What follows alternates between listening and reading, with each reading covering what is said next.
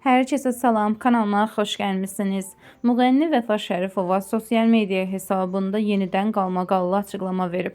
Belə ki, ifaçı qeyd edib ki, TikTok platformasında məşhurlaşan mahnıları tanınmış ifaçılar ifa edirlər və daha sonra həmin platformada yerləşən mahnıları YouTube-dan sildirirlər ki, öz mahnıları daha öndə olsun. Həmin görüntülər izləyicilərin marağına səbəb olub.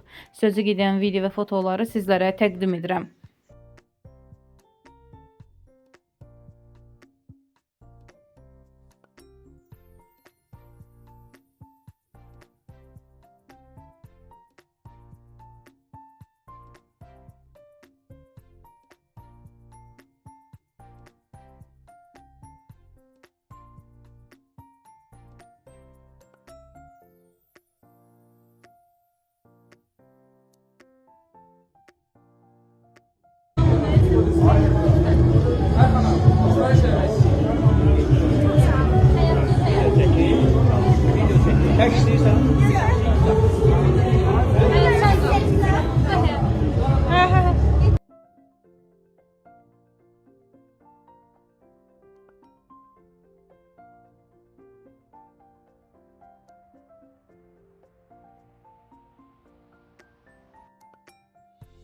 Yoktu.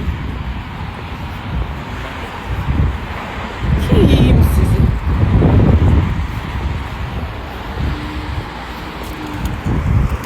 Mehmet hareket edirsin. Gizli kulak asırdım Mika. Tuttum Mika şelale sesliye kulak asır. Başım gelmez. Böyle de niye gizli kulak asasız ki? Bence çok güzel tembiri var. Ben mesela beğenirim. Özde ben sana bir şey diyeyim Mika. Kopya Xumar Qədimovan ses tembirinə oxşuyur. Gələcəyəm. O vaxt oxuduğu ses tembirindən birə-bir eynidir. Məncə üzərində işləsə bir gözəl yerlərə gələr. Şəlalə səsli, çox qəşəngdir. İnan başımdan attım, ay Şəlalə xanım.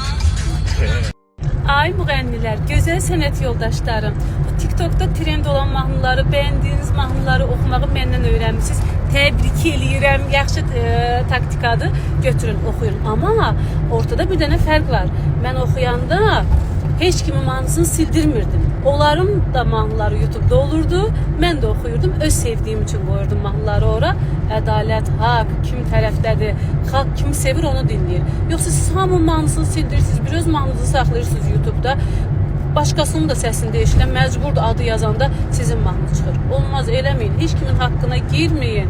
Bəs haqqa girdiyiniz üçün o qədər illərdir sürüm sürünürsünüz. Bəsdir də. Doğrudan olması. Vallahi olmaz. Cəmaatın təzə başlayan müğənnilər niyə sildirirsiniz onların mahnılarını? Böyle adı neydi? Seyda.